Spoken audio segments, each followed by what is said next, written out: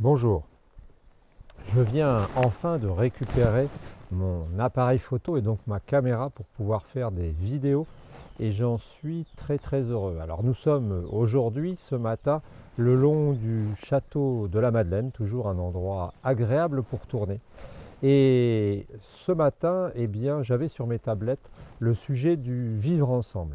Ah, c'est un sujet très important parce que finalement, on n'y pense pas, mais tous les jours et jour après jour, toute notre vie tourne autour du vivre ensemble. Alors quel vivre ensemble? Eh bien tout simplement le vivre ensemble avec nos proches, le vivre ensemble qui consiste à tout simplement avoir des amis, qui consiste à vivre avec notre famille, notre noyau familial, et puis plus largement, eh bien, la commune, et puis plus largement ou la ville, le quartier, l'immeuble, hein, on peut après ouvrir, et puis à la fin ça se termine sur le monde en passant par le pays.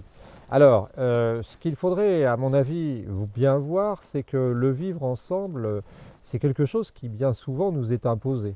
Hein, c'est quelque chose qui nous est imposé par les faits, la situation et puis aussi parfois par la société, hein, n'est-ce pas?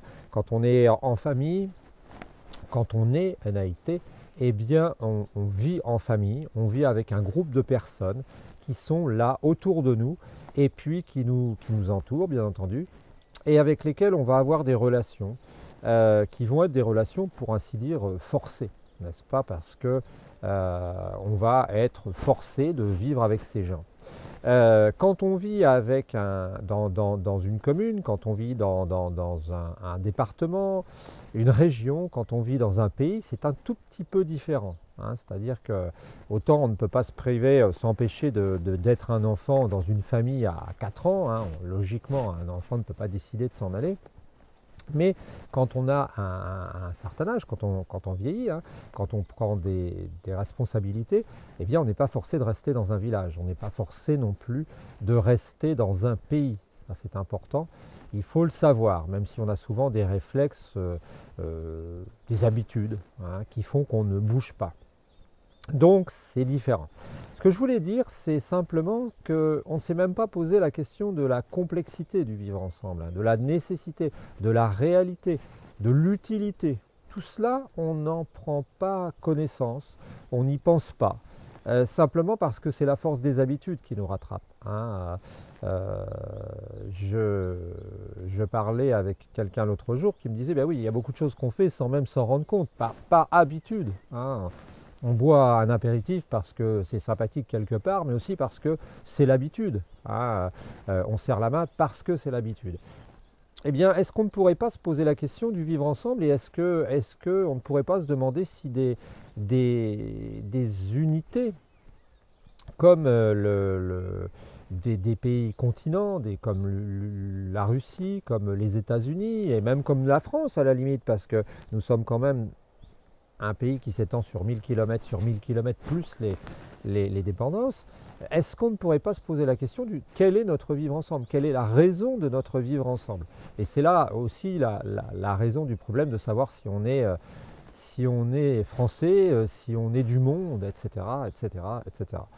Alors ce qu'on peut remarquer, c'est que au fil de l'histoire, hein, l'histoire n'a été qu'une suite finalement de concentration, un peu comme elle l'a été avec la science, un peu comme elle l'a été avec l'industrie, parce qu'il y avait des intérêts qui étaient de plus en plus grandissants, et puis sans doute aussi parce que les transports, les moyens de communication n'ont cessé d'évoluer, hein.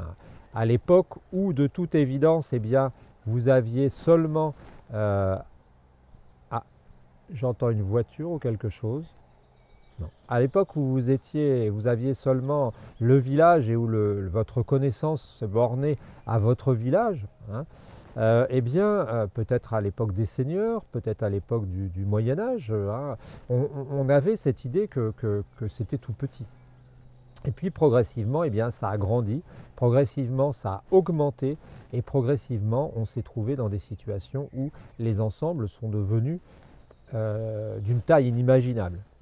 Alors actuellement, nous en sommes comme je le disais, à des pays-continents, à des pays d'une taille immense, où les gens se demandent s'ils sont vraiment du pays. Alors ça, c'est pour certains pays, parce que dans certains pays, il n'y a pas de doute. Je vois par exemple l'Inde et à mon avis la Chine ou la Russie, je pense qu'on pense qu'on est d'un pays.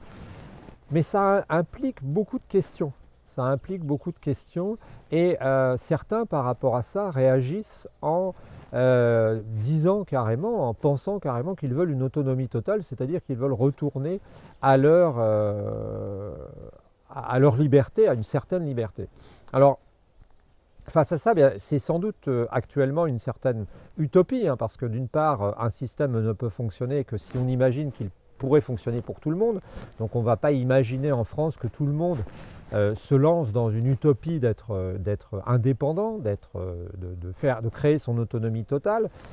Et puis de toute façon, on sait très bien que ces gens qui essayent de vivre de manière indépendante et entre autres de dégager de la nourriture, de dégager une subsistance, travaillent comme des malades. Et puis en plus, bien souvent, font appel à des aides publiques parce qu'ils n'y arrivent pas. Pourquoi? Parce que grâce à nos techniques, grâce à des avancées, eh bien, on a réussi à s'extraire de cette fatalité qui était de gratter la terre à longueur de temps pour gagner sa pitance dans la journée. Alors, face à ça, on nous dira que la permaculture permet de gagner sa vie. Moi, je n'ai jamais vu quelqu'un qui utilisait la permaculture qui réussissait à fonctionner à 100%. La permaculture n'est pas devenue un moyen de subsistance. D'ailleurs, j'avais déjà fait un post là-dessus. Je pense que la permaculture, c'est un peu un miroir aux alouettes. C'est une belle idée, mais pour l'instant qui n'est pas applicable de manière stricte. Et puis on nous a vanté ces productions plus grandes, disait-on, que les cultures traditionnelles. Et bien tout simplement parce que dans la permaculture, on va bien souvent chercher du fumier de cheval ailleurs, on va chercher dans la forêt des restes de bois pourris, etc. Et ça nous apporte bien entendu des intrants qui ne sont pas des intrants chimiques ou minéraux qui viennent des mines, mais qui de toute façon augmentent la superficie nécessaire pour vivre. Donc ne nous berçons pas d'illusions. Maintenant, nous avons l'habitude de vivre par exemple en France avec un État qui nous gouverne, un État qui nous gère, et ça pose des questions. Alors ça pose des questions, mais de toute façon, il serait très difficile d'imaginer des modes de gestion autonome. Vous remarquez qu'actuellement, quand l'État confie des prérogatives aux régions, aux départements, c'est bien souvent simplement pour faire partager la charge de travail qui a assurée, et puis aussi c'est pour faire partager les frais qu'il y a à payer. Donc certains, comme aux États-Unis, parlent d'un État tyrannique. Moi, je ne parlerai pas d'un État tyrannique. Je dis simplement ce matin, là, par ce petit temps un peu gris, de juin, que le vivre ensemble pose des questions. Le vivre ensemble pose des questions puisque nous devrions nous demander à quoi nous aspirons. Alors certains ont inventé des solutions comme l'anarchie qui n'ont pas fonctionné ou qui n'ont pas été mises en place, le collectivisme, etc. Pour réussir à faire fonctionner tout cela, pour l'instant, on n'a pas vraiment d'explication. Mais c'est vrai que si on commence à se demander est-ce que je suis vraiment forcé de vivre dans un système totalement pyramidal comme ça, et puis où on me gère de Paris, où on me gère de Bruxelles, on commence déjà à se poser des questions, et c'est déjà un petit pas sur la route d'une certaine conscience. Voilà, c'était un petit post. J'ai été content de retrouver mon appareil photo pour enregistrer. Je vous souhaite une bonne journée, et puis n'oubliez pas de vous abonner et puis de mettre un pouce si ça vous a intéressé. Je vous souhaite une bonne journée.